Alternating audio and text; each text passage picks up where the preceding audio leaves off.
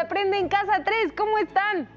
Muy bien, esa es la actitud que necesitamos para nuestra clase de lengua materna con la maestra Lucero, que me dijo la clase va a estar muy interesante. ¿Quieren saber cuál es el tema? ¡Espérense! Antes de comenzar la clase, acompáñenme con nuestro amigo Ajolisto, que tiene algo muy importante que decirnos. ¡Hola! ¡Vamos a ver el siguiente video! Buenas prácticas para seguir adelante. Como todos sabemos, la COVID-19 es una enfermedad que se contagia muy fácilmente entre las personas. Por eso hay que continuar cuidándonos siguiendo las buenas prácticas que ya todos conocemos para evitar contagiarnos. Utiliza cubrebocas, no salgas de casa.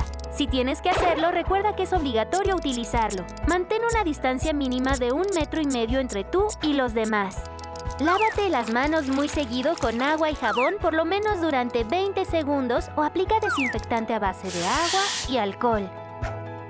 Desinfecta las superficies de los objetos que más utilizas. También las cosas que compres en la tienda o en el supermercado. Sigamos luchando juntos contra este virus, cuidándonos los unos a los otros. Es muy importante continuar con las recomendaciones para evitar contagios de COVID. Trata de no salir de casa a menos que sea muy necesario. Si lo haces, utiliza el cubrebocas. Lava tus manos frecuentemente con agua y con jabón, por lo menos durante 20 segundos. Ahora es momento de seguir con el programa de hoy. ¿Listas? ¿Listos? ¡Muy bien! ¡Nos vemos pronto! Muchas gracias, Ajolisto. Qué importante es seguir estas recomendaciones, ¿verdad, niñas y niños?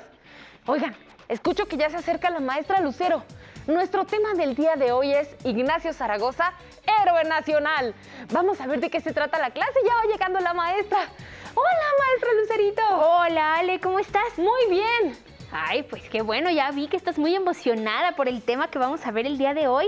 Sí, porque quiero saber quién es Ignacio Zaragoza y qué hizo para ser considerado héroe nacional. Así es, el día de hoy vamos a conocer a este personaje que participó en un hecho histórico sin precedente para nuestro país.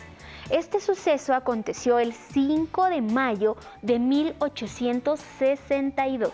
¿Sabes de qué hecho estamos hablando? Del 5 de mayo, que normalmente no hay clases. Efectivamente, de hecho mañana no va a haber clases por eso, pero ¿sí sabes qué acontecimiento fue? La Batalla de Puebla. ¡Exacto! Sí. Muy bien. El general Ignacio Zaragoza participó de una manera espectacular en este hecho histórico. Fíjate que él logró derrotar al ejército más importante y preparado de aquel tiempo, que era el ejército francés. Por eso tiene tanta relevancia este hecho, porque fue cuando el general Ignacio Zaragoza, comandando al ejército mexicano, derrotó a este gran ejército. ¡Oh! ¡Guau! ¿Quieres conocer un poco más de la vida de este personaje? Sí. Vamos a ver un video donde él mismo nos narra parte de su historia. Vamos a verlo, mira, ven. Sí, vamos a verlo. Ven. A ver.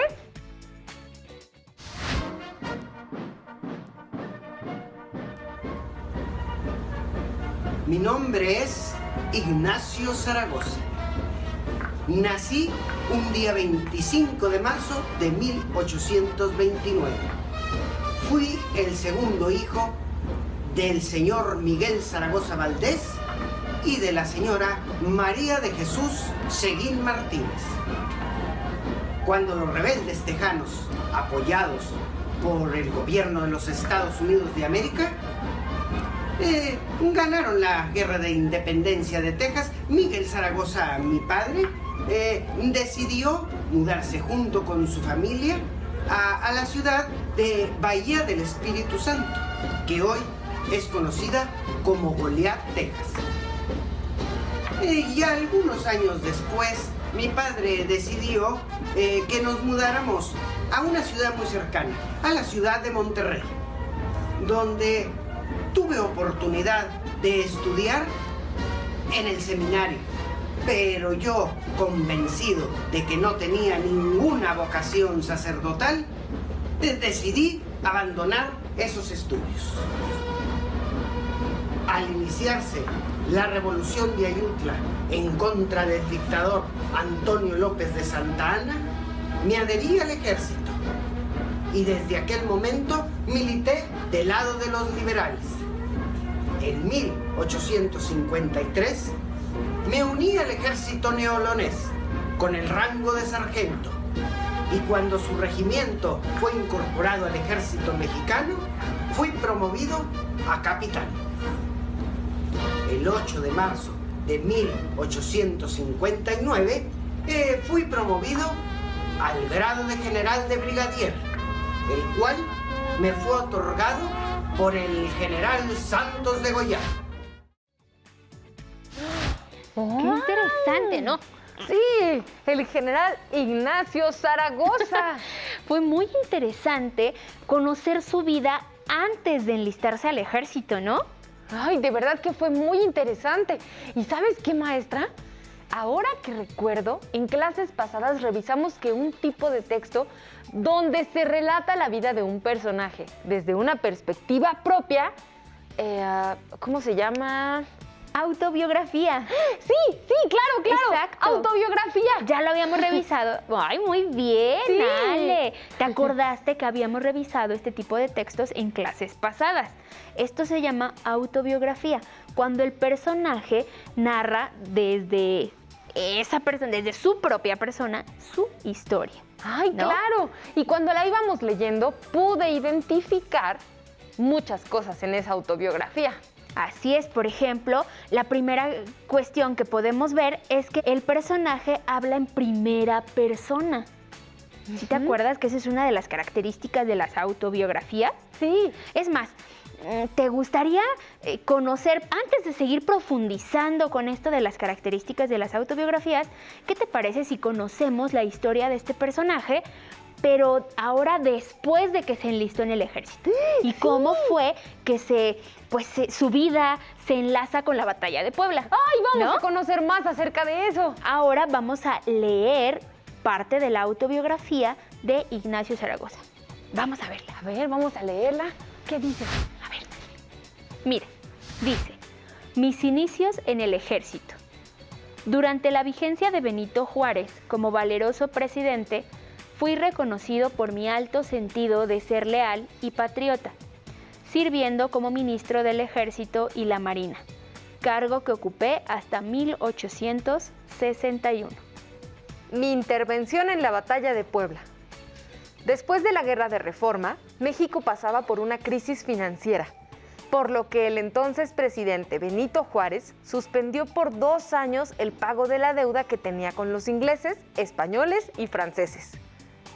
En el mes de abril de 1862, las negociaciones con España e Inglaterra resultaron en paz, pero las tropas francesas decidieron venir a México para ajustar cuentas, así que desembarcaron en Veracruz para encaminarse furiosamente hacia el centro del país. Muy bien. Yo decidí hacer frente al enemigo en la ciudad de Puebla. Instalé fuertes con más de 1,200 hombres en los cerros de Loreto y Guadalupe. Me percaté de la llegada de los franceses que la mañana del 5 de mayo arribaron para comenzar el combate. Desde la capital de la República, el presidente Juárez siguió la batalla por medio de telegramas, en donde le comenté cómo desde las 9:30 se veían las tropas enemigas. Hasta mediodía continué el ataque con cañones. A las 2:30 de la tarde anuncié que los franceses se dispersaban.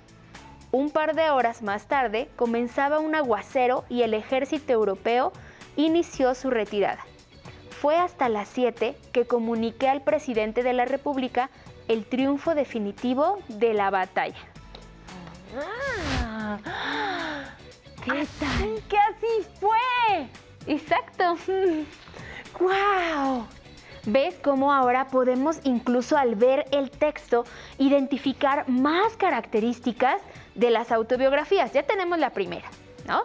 Que era el relato escrito en primera persona. Sí. ¿Pudiste identificar alguna otra? A ver, otra característica. No sé, en las fechas. Ah, ya sé. Otra característica que pude notar es que en la autobiografía se iban contando los sucesos en el orden en el que sucedieron. Exactamente, a eso le llamamos orden cronológico. Recuerden que las autobiografías siguen este orden de los sucesos conforme sucedieron en el tiempo. Por ejemplo, aquí nos mencionaban fechas importantes, años como 1861, 1862, días específicos como 5 de mayo, incluso horas, Ale, ¿no? Decía en la mañana 9:30, 2 de la tarde. Entonces, esto de las horas nos ayuda incluso a darnos cuenta de cómo sucedieron las cosas tan rápido, como de las 9 a las 2 de la tarde ya habían ganado una batalla, ¿no? Y como a las 7 de la tarde, pues ya le comunican al presidente realmente la victoria del batallón, ¿no? Ay, sí, fue realmente impresionante y sobre todo me emocionaba leer e imaginarme que era el general Zaragoza el que me estaba platicando todo. Exactamente, ese es el encanto de las autobiografías, ¿no? Que ellos mismos lo narran y entonces nos podemos dar cuenta lo que sintieron, lo que pensaron en ese momento. Otra característica muy importante es el uso de adjetivos, Ale. Porque los adjetivos nos ayudan, recordemos, a describir, a identificar las características de una persona, de un lugar, de una cosa o de un animal, si es el caso. ¿De acuerdo? ¿Me ayudarían a identificar estos adjetivos en el texto de Zaragoza? Sí, vamos a identificarlos. A ver, vamos a identificarlos. A ver. Atentos con los adjetivos, Sí, atentos. A ver, Ale, ¿aquí identificas algún adjetivo? A ver, algún adjetivo. Dice, mis inicios en el ejército, durante la vigencia de Benito Juárez como valeroso. Muy bien, ya tenemos uno. Ok, presidente, fui reconocido por mi alto sentido de... Mi alto. Muy bien, ese es otro. Ok, lo vamos a encerrar. Sentido de ser leal y patriota. Leal también. Muy bien, encerramos la palabra leal, que es un adjetivo. Ajá. Y patriota, sirviendo, yo creo que patriota también, ¿no? Exactamente, Ale, patriota también es un adjetivo. Lo encerramos con rojo. Ok. ¿Qué más? Pues yo creo que ya no tenemos ninguno más. Sí, ¿verdad? Con esos es suficiente. Ok. Con esos es suficiente. Fue fácil, ¿no? Sí, yo creo que sí fue más o menos sencillo. No sé, a las niñas y a los niños, ¿qué les pareció? Ya estoy segura que para ellos también fue muy sencillo porque igual que tú son muy inteligentes, ¿verdad? Ya pudimos encerrar e identificar los adjetivos que encontramos en la autobiografía de Ignacio Zaragoza. Ahora vamos a hablar de otro recurso muy importante en estos relatos, que son los adverbios. Los adverbios son estas palabras que nos ayudan a modificar o completar a un verbo, el significado de un verbo, de un adjetivo, de otro adverbio e incluso de toda una oración. Mira, esto es muy interesante porque tenemos adverbios de varios tipos. Por ejemplo, tenemos adverbios de modo. ¿De modo? Ajá, cada adverbio responde a una pregunta. Los de modo responden a la pregunta ¿cómo? ¿Cómo sucedió algo? Por ejemplo, si yo te dijera en la oración llegué bien, en la frase llegué bien, la pregunta ¿cómo llegué? ¿Cuál es la respuesta? Bien. Ah, pues ese es el adverbio. Bien, por eso el adverbio responde a esa pregunta de ¿cómo? Eso se llaman de modo, ¿de acuerdo? También tenemos adverbios de lugar y de tiempo. Estos responden, si es de lugar, responden a la pregunta ¿dónde? Exacto. Y en los de tiempo responden a la pregunta ¿cuándo? De hecho, Ale, te traje unos ejemplos de adverbios. Sí. Vamos a verlos, mira, vamos ven. a verlos. Vamos a ver los adverbios que traje. Aquí tenemos adverbios de lugar que responden a la pregunta ¿dónde? ¿Me ayudas a leerlos? Claro. Si la pregunta es ¿dónde? Los adverbios son aquí, allí, ahí, acá, allá, lejos, cerca, dentro, fuera, encima. Y seguro hay más. Exactamente. También tenemos de tiempo, que responden a la pregunta ¿cuándo? ¿Cuándo? Ah, pues puede ser hoy, o fue ayer, mañana, tarde, pronto, temprano, siempre, antes, después. Exactamente. Y también hay muchos más. Y de modo, que responden a la pregunta ¿cómo? Estos me gustan mucho. ¿Cómo? ¿Así? Bien, mal, aprisa, despacio. Y muchos terminados en mente. Por ejemplo, como lentamente, Ajá. rápidamente Ajá. y así. Formalmente. muchos más. Formalmente. Ah. Muy bien, ¿ya viste? Estos son adverbios que vamos a identificar en el texto de Zaragoza. Sí, vamos ¿Sale? a identificarlos. ¿Están listas y listos para Sí. identificar estos adverbios? Sí. Bueno, pues vamos a buscarlos.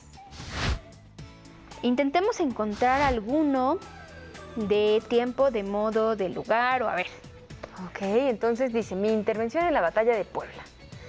Después de la guerra de reforma, después. Después es Exacto. uno que ya vimos que es de Tiempo. tiempo. México pasaba por una crisis financiera. En el entonces se suspendió por 2 años. Ok, que venir a México es una frase adverbial. Ajá, exacto. Ajá. A México es una frase adverbial. Ya habíamos visto en clases pasadas que una frase adverbial está conformada por más de 2 palabras. Ah, ok, sí. Sí, y modifica el lugar. Exacto.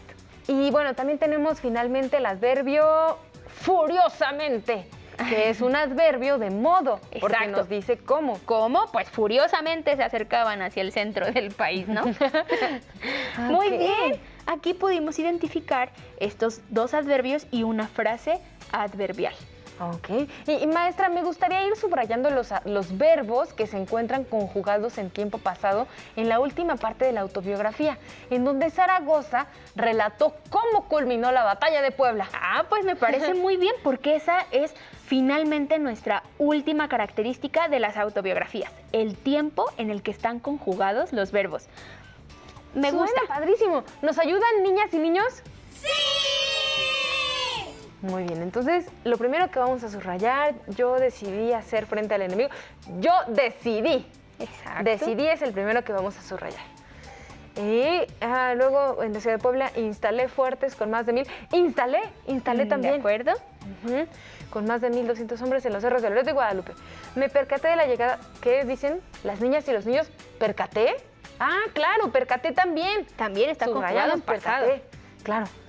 De la mañana del 5 de mayo arribaron para comenzar el combate desde la capital de la República. El presidente Juárez siguió la batalla, también está en Sí. pasado, ¿verdad? De telegramas en donde le comenté como desde las 9. Ah, comenté también. Muy bien, niñas y niños, están muy atentas y atentos. Se veían las tropas enemigas. Hasta mediodía continué, esa también la vamos a subrayar, el ataque con cañones. A las 2 de la tarde anuncié, esa también, que los franceses se dispersaban. Un par de horas más tarde comenzaba un aguacero y el ejército europeo inició su retirada. Ah, muy bien, niñas y niños, inició también, se subraya. Fue hasta las 7 que comuniqué al presidente de la República el triunfo definitivo de la batalla. Muy bien, Ale, y muy bien, niñas y niños. Sí, maestra. Lo hicieron perfecto. Sí, la verdad es que ¡Bravo! fue muy sencillo, más o menos, ¿verdad, niñas y niños? Porque creo que lo que hicimos fue identificar las palabras que estaban en pasado. Así es. Ujú. Recordemos que cuando están en pasado es porque la acción ya concluyó. Ujú. ¿De acuerdo? Sí. Muy bien, y ahí teníamos verbos como cuáles. Vamos a decir solo los verbos, Ale. A ver, pues fíjense, yo los verbos que pude identificar Ajá. eran decidí, instalé, ejecuté, percaté, siguió, envié, continué, anuncié, inició y comuniqué. Ah, muy bien.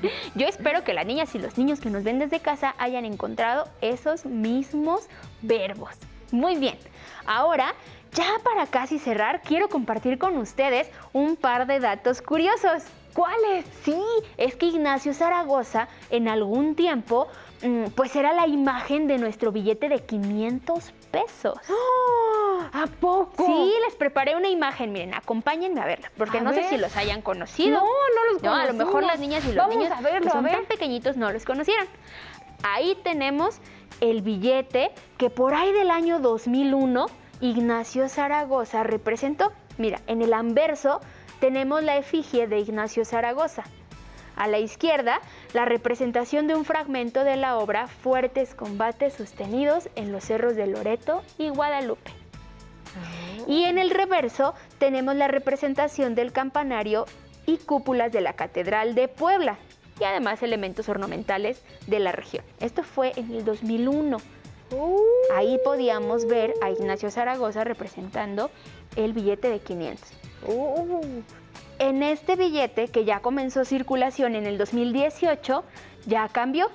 Ya dejó de ser Ignacio Zaragoza para ahora tener en el anverso la imagen del presidente Benito Juárez, que también tiene relación con la batalla de Puebla porque él era el presidente en ese tiempo. Ah, ¿Qué tal?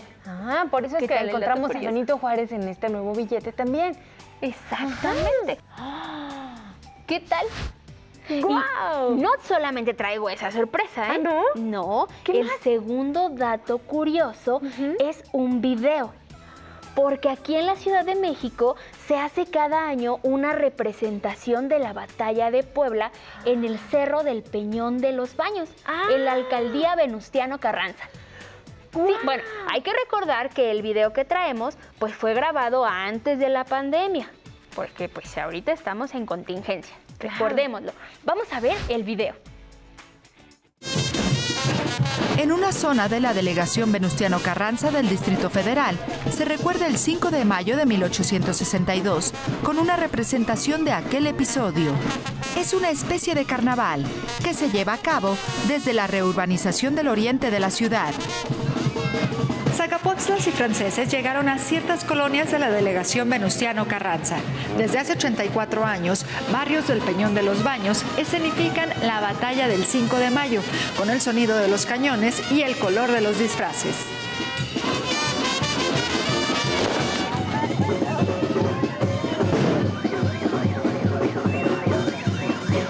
La representación se escenifica en las calles de este barrio desde hace 84 años, de forma oficial. A las faldas del cerro, el sonido de los cañones y fusiles es ensordecedor. Participan principalmente 3 colonias: Moctezuma, Pensador Mexicano y Peñón de los Baños. Esto va evolucionando año con año. Esta es una arma de 1862, traída de Londres. Es la primera arma que estuvo aquí en el Peñón de los Baños, que trajo el fundador Timoteo Rodríguez. Se calcula que en estos momentos participan cerca de 5,000 personas en una enorme puesta en escena urbana. Cada habitante tiene un guión para convertirse en Zacapoaxtla, soldado mexicano o soldado francés. ¡Guau! ¿Qué tal? ¿Cuánta tradición, no? Y cuántas representaciones también, porque también, maestra, creo que no es la única que se hace, ¿verdad? También hay otra, pero por Puebla. Exactamente. En Huejotzingo, Puebla, también hacen, incluso ellos le llaman carnaval, pero es la representación de la batalla de Puebla y lo hacen como por 3 días, ¿eh?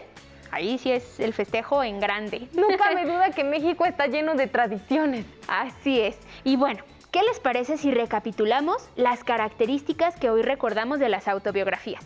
¿De cuáles te vas acordando, Ale? A ver, veme diciendo. A ver, las características. Bueno, la primera es que la autobiografía está narrada por la persona, por el personaje del que habla esta biografía. Ok. Es como si yo, Alexia, les estuviera contando mi propia historia. Exacto, están escritas en primera persona. Sí. Muy bien, otra. Otra característica puede ser que en la autobiografía tenemos muchos verbos en pasado porque estamos describiendo sucesos que ya acontecieron. Muy bien. Otra, el orden cronológico.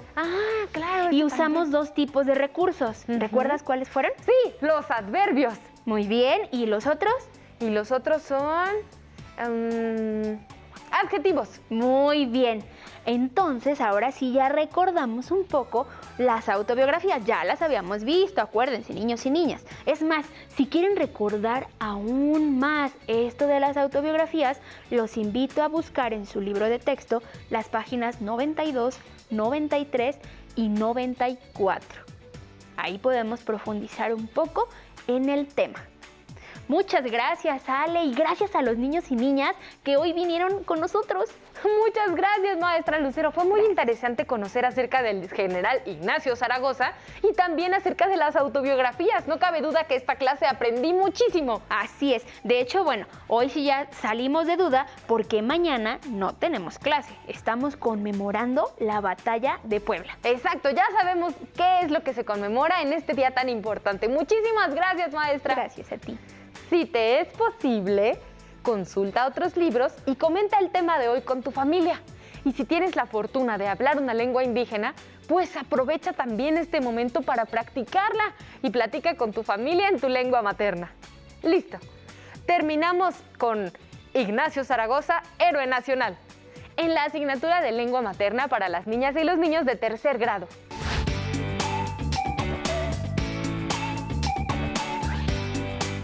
Pero antes, ahora sí vamos a movernos un poquito, maestra, porque ya me hace falta una pausa activa. Vamos a marchar, Ale. Sí, sí, vamos a marchar como el batallón. general.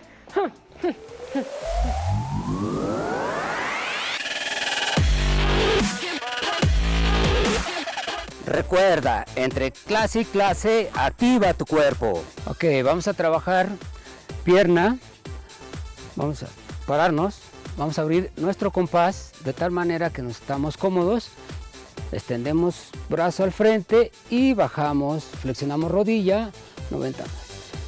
Bien, exactamente. Arriba, muy bien. Vamos a abrir nuestro compás. Levamos los brazos y vamos a trabajar la pierna. Bajamos, flexionamos. Muy bien, exactamente ahí. Muy bien hecho, Yair. Ahí bien. Una más. Bien. Otra más. Bien trabajado. Respira. Bien. Una más. Bien. Descansamos. Movemos nuestros piecitos, los pies. Movemos los pies. Nos relajamos. Respiramos. Vamos a trabajar pantorrilla. Vamos a parar derechos. Juntos los pies. Y lo único que vamos a hacer es elevar nuestros talones. Sin flexionar las rodillas, nada más vamos a elevar, exacto, nuestros talones. Bien hecho, exactamente. Ese es, muy bien. Derecho, elevar nuestros talones. Sin flexión de rodillas, sin flexionar, cuida, no flexionar rodillas. Bien, otra más. Perfecto, ahí está bien. Muy bien. Elevamos los talones, bien. Muy bien. Una más, bien, muy buena posición de los pies, juntos, no flexiones rodillas. Bien, una más, otra. Ahora lo que vamos a trabajar es la parte lateral de nuestro abdomen.